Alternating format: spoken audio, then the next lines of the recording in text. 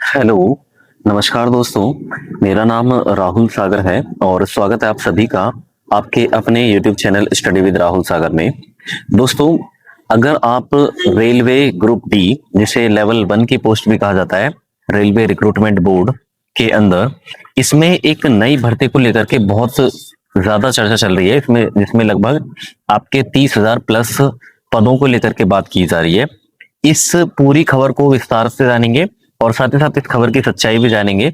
और इस वीडियो के अंदर ये भी आप सभी को बताएंगे कि अगर आप रेलवे ग्रुप डी की तैयारी कर रहे हैं तो उसका पूरा रोड मैप देने वाला हूँ।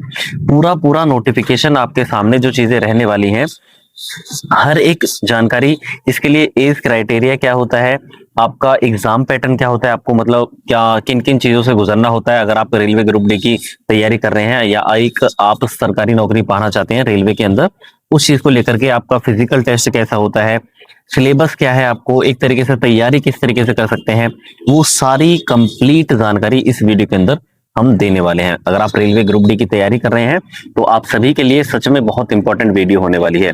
आपको एक भी क्वेश्चन का आंसर ऐसा नहीं होगा जो नहीं मिलेगा।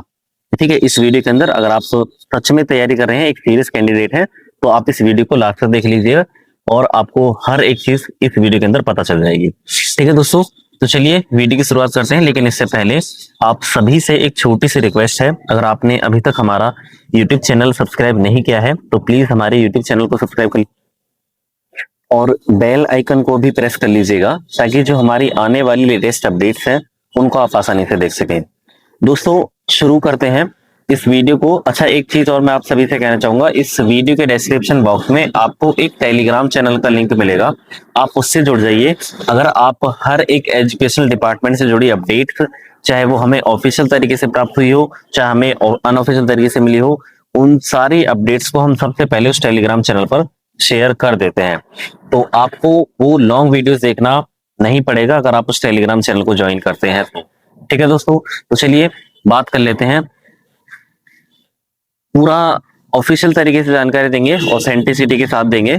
यहाँ पर आप देखेंगे तो ये आरआरबी के द्वारा जारी किया गया 5 दिसंबर 2025 को एक नोटिस है, ये इसका एक कैलेंडर है था, जिसमें इसने ये डेटा दिया था कि 2026 के अंदर जो रेलवे रिक्रूटमेंट बोर्ड रिक्रूटमेंट करने वाला है, किस समय तक, किस कैटेगरी के अंदर, कब तक ये असेसमेंट कर लेगा, कब तक ये OIRMS पोर्टल पर ये जो वैकेंसीज का डेटा होगा अलग अलग डिपार्टमेंट के द्वारा कब तक अपलोड हो जाएगा, और कहा कब तक ये OIRMS से अप्रूवल मिल जाएगा, और कब इनका फाइनली या ड्राफ्ट एक तरीके से जो बोलते हैं सेंट्रल एम्प्लॉयमेंट नोटिस, कब तक ये जारी किया जा सकता है, उस चीज के बारे में कंप्लीट इंफॉर्मेशन दी गई थी।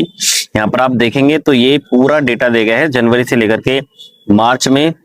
अच्छा, पहले यहाँ पर चीजें समझ लीजिए, ये पीरियड दिया गया है वैकेंसीज को लेकर के कि कब कौन कौन से महीने के अंदर ये वैकेंसीज आ जाएंगी। कैटेगरी की बात करें तो कौन सी पोस्ट रहने वाली है, और इन वैकेंसीज का वैकेंसीज असेसमेंट्स अप टू का मतलब है ये वैकेंसीज का जो असेसमेंट होगा वो कब तक हो जाएगा, यानी कि आकलन कब तक हो जाएगा, और ये असेसमेंट वैकेंसीज का कब तक OIRMS पोर्टल पर अपलोड हो जाएगा, और ये कब तक इसको अप्रूवल मिल जाएगा OIRMS का, ठीक है, पोर्टल का। और उसके बाद फाइनली जो आपका प्रपोजल रहेगा वो ड्राफ्ट के लिए, सेंट्रल एम्प्लॉयमेंट नोटिस के ड्राफ्ट के लिए कब तक प्रपोजल मिल जाएगा, इस चीज को लेकर के पूरा डिटेल में जानकारी दी गई थी।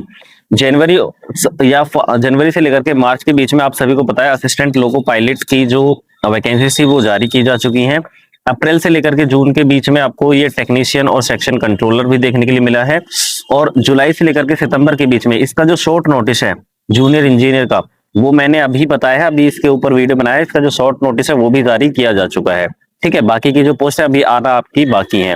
वहीं पर हम बात करें अक्टूबर से लेकर के दिसंबर के बीच में, यहाँ पर देखेंगे तो लेवल 1, जिसे आपका ग्रुप डी भी कहा जाता है, इसका असेसमेंट आपका 31/12/2027 तक हो जाना है, और अगस्त 2026 तक ये आपका जो OIRMS पोर्टल पर इसकी जो पूरी जानकारी है या इसका जो असेसमेंट रहेगा वो अपलोड करते जाएगा अलग अलग डिपार्टमेंट के अंदर कि कितनी वैकेंसीज की हमें जरूरत है या कितने लोगों की हमें जरूरत है। ये चीज अपलोड हो जाएगी आपकी अगस्त 2026 तक OIRMS पोर्टल पर।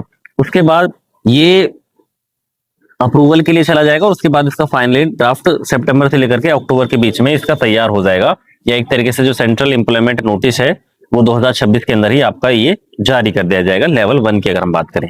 ठीक है, अब तक तो हमने ये जाना कि रेलवे रिक्रूटमेंट बोर्ड ने अभी तक ऑफिशियल तरीके से क्या जानकारी दी थी। ये कैलेंडर के अंदर जानकारी थी आपकी ग्रुप डी को लेकर के, लेवल 1 को लेकर के। ठीक है, अब बात कर लेते हैं, हम यहाँ पर चलेंगे आगे।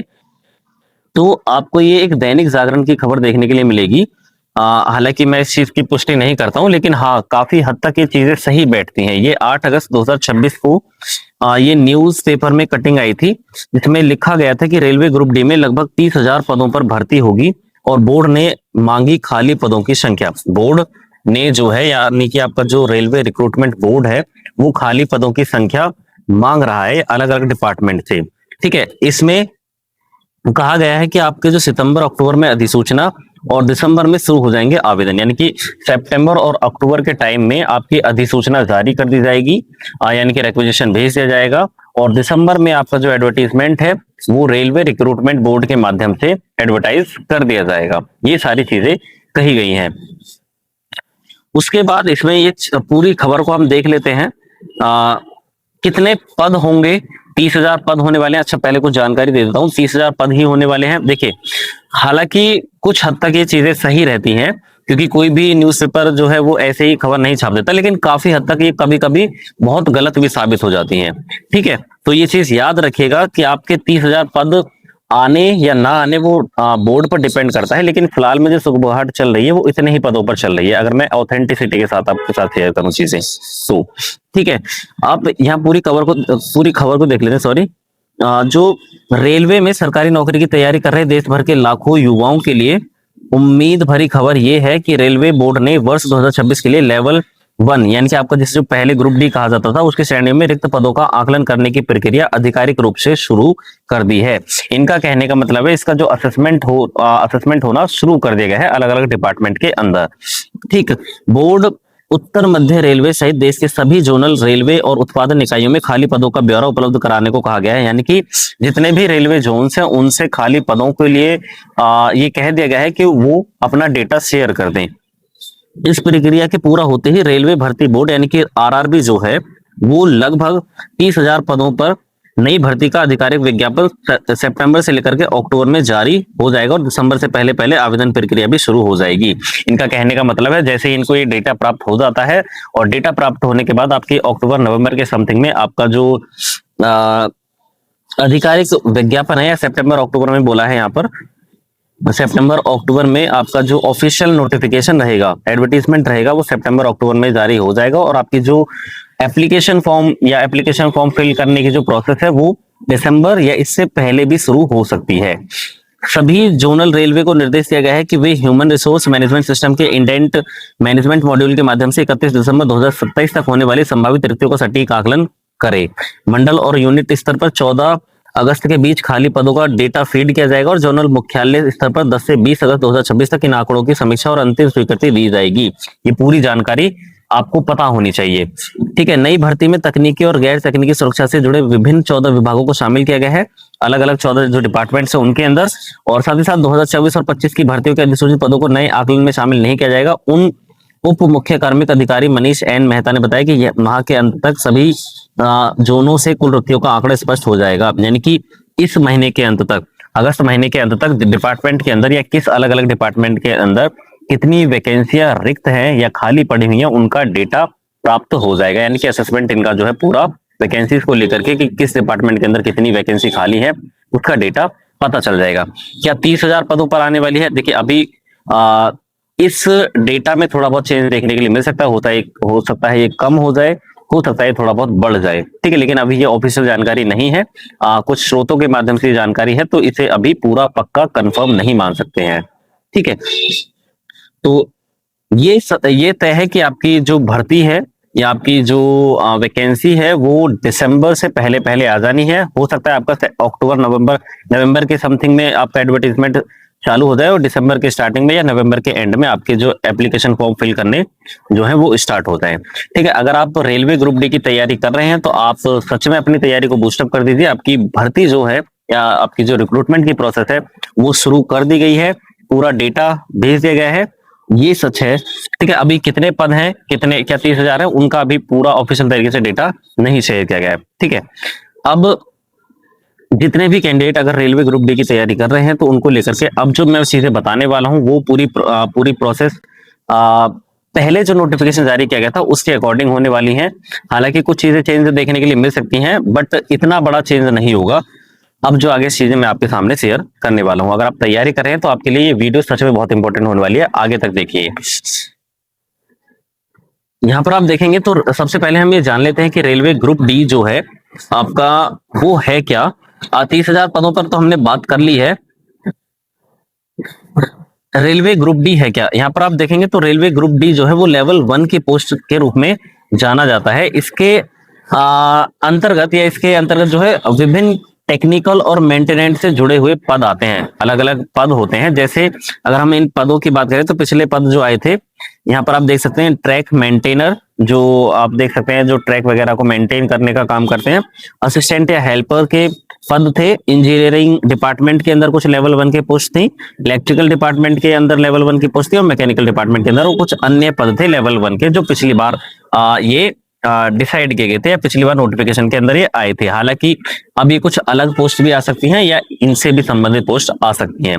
ठीक है, मतलब कहने का ये है कि रेलवे ग्रुप डी के अंदर कई सारी पोस्ट होती हैं जो आपको देखने के लिए मिलती है नोटिफिकेशन के अंदर, जिनका अलग अलग काम होता है। जैसे ट्रैक मेंटेनर का पर्टिकुलरली काम होता है ट्रैक को मेंटेन करना।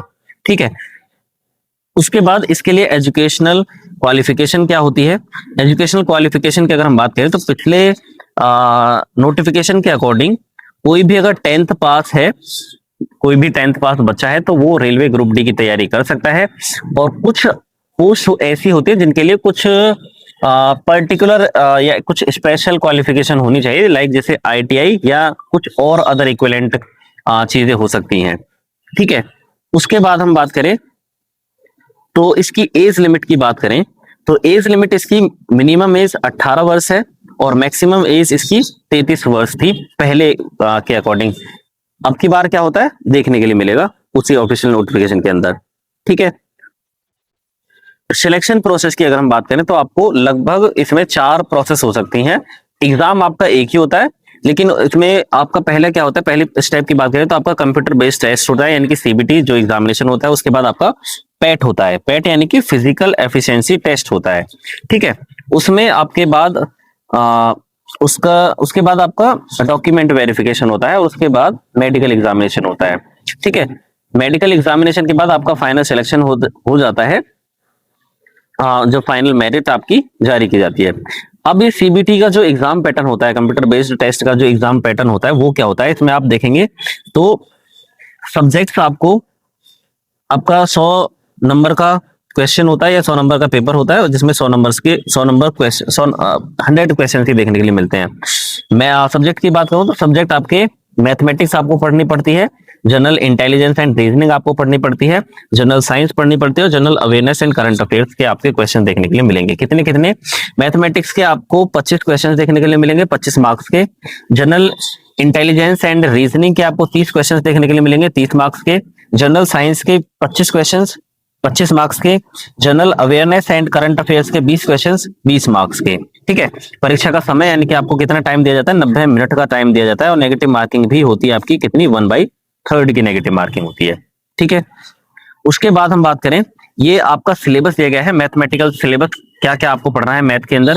Number system, BODMAS, decimal, fraction, LCM, HCF, ratio and proportion, percentage, mensuration, time and work, time and distance, simple interest, compound interest, profit and loss, algebra, geometry, trigonometry, age problems, calendar, clock, pipes and cistern, average, elementary statistics, square root, partnership. ये आपका maths का syllabus है।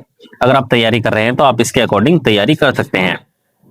ये कुछ topics हैं जो बहुत ज्यादा इंपॉर्टेंट हैं, जिन पर हर बार क्वेश्चन बनता है आपके मैथ्स के सिलेबस में से, जैसे परसेंटेज है, रेशियो है, प्रॉफिट एंड लॉस है, average, time and work, time and distance, mensuration का पूरा पार्ट आप अच्छे से पढ़िएगा, क्योंकि वहां पर अच्छी खासी संख्या देखने के लिए मिलती है मेंसुरेशन के क्वेश्चंस की। ठीक है, उसके बाद आपका जनरल इंटेलिजेंस एंड रीजनिंग का सिलेबस ये दिया हुआ है। आपको अगर ये पूरी पीडीएफ चाहिए, आपको इसका सिलेबस चाहिए तो मैं इसको शेयर कर दूंगा, बाकी आप देख सकते हैं, इसका स्क्रीनशॉट भी यहाँ पर ले सकते हैं। ठीक है। उसके बाद रीजनिंग में के बाद आपका जनरल साइंस का ये पूरा पोर्शन है, फिजिक्स का ये, केमिस्ट्री का ये, बायोलॉजी का ये, और ये आप स्क्रीनशॉट ले लीजिएगा। उसके बाद आपका जनरल अवेयरनेस और करंट अफेयर्स का ये सिलेबस है पूरा। करंट अफेयर आपको national news, international news, sports awards, important days, government schemes, books and authors, important personality, science and technology, Indian economy, polity, history, geography और रेलवे रिलेटेड जो current affair है इस पर थोड़ा ज्यादा ध्यान दीजिएगा। ठीक है। पेट में आपका क्या होता है, जब आपका सीबीटी क्वालिफाई हो जाता है तो उस क्वालिफाई कैंडिडेट को पेट के लिए बुलाया जाता है, यानी कि आपका फिजिकल एफिशिएंसी जो टेस्ट होता है उसके लिए। एग्जैक्ट जो ये हालांकि कितने गुना बुलाया जाता है, आई थिंक 3 से 4 गुना बुलाए जाते हैं बच्चे जो भी सीबीटी में क्वालिफाई करते हैं पेट के लिए। ठीक है। आपको फिजिकल टेस्ट के लिए भी ध्यान रखना है, आपको क्या क्या चीजें करनी है। उसके बाद आपकी जो प्रेपरेशन स्ट्रेटेजी क्या हो सकती है, प्रेपरेशन स्ट्रेटेजी की बात करें तो आपको सबसे पहले अपना सिलेबस देखना है। ठीक है। हर एक सब्जेक्ट के अकॉर्डिंग अपना सिलेबस उठाइए और बुक लिस्ट तैयार कीजिए। अगर आप चाहते हैं कि मैं हर एक सब्जेक्ट के लिए पर्टिकुलर बुक सजेस्ट कर दूं तो आप मुझे कमेंट सेक्शन में बता दीजिएगा, मैं कोशिश करूंगा, या आप मुझे इसके पर्सनल भी पूछ सकते हैं, मैं उसका आंसर दे ही दूंगा। पीवाईक्यूज पर ज्यादा ध्यान दीजिए और बेसिक कॉन्सेप्ट जो है उनको पहले मजबूत कर लिए। जो जब वो हो जाए आपके बेसिक कॉन्सेप्ट जो है मजबूत, उसके बाद आप एडवांस पर जा सकते हैं। प्रीवियस ईयर क्वेश्चंस का ज्यादा ध्यान रखिए। आप किसी भी अगर एग्जाम की तैयारी कर रहे हैं तो सबसे मस्ट चीजें होती हैं आपकी पीवाईक्यूज।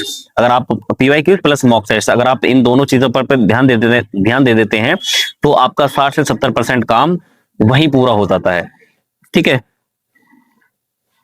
उसके बाद कुछ मिस्टेक एनालिसिस कीजिए, मतलब क्या चीजें गलती हो रही हैं। अगर आप मॉक टेस्ट लगा रहे हैं उसमें नंबर कम आ रहे हैं तो क्या वजह है, कौन से कॉन्सेप्ट क्लियर नहीं है, पहले उन कॉन्सेप्ट को क्लियर कीजिए, उसके बाद उनका मॉक टेस्ट लगाइए। ठीक है। मल्टीपल टाइम रिवीजन कीजिए और डेली स्टडी प्लान बनाए अपना।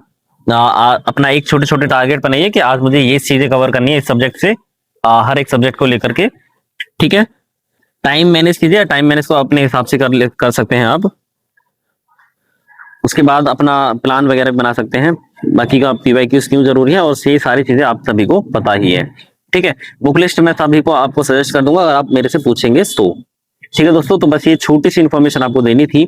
आई होप आपको ये वीडियो पसंद आई होगी। वीडियो पसंद आई तो प्लीज वीडियो को लाइक, शेयर और हमारे यूट्यूब चैनल को भी सब्सक्राइब कर लीजिएगा, ताकि जो हमारी आने वाली लेटेस्ट अपडेट्स हैं उनको आप आसानी से देख सकें। दोस्तों, अगर आप कोई भी क्वेश्चन छूट गया है या आप मेरे से कुछ पूछना चाहते हैं तो आप बेझिझक कमेंट कर दीजिएगा, मैं कोशिश करूंगा उसका जितना जल्दी हो सके आंसर दे सकूं। ठीक है दोस्तों, तो चलिए आज के लिए बस इतना ही। Thanks and thanks for watching.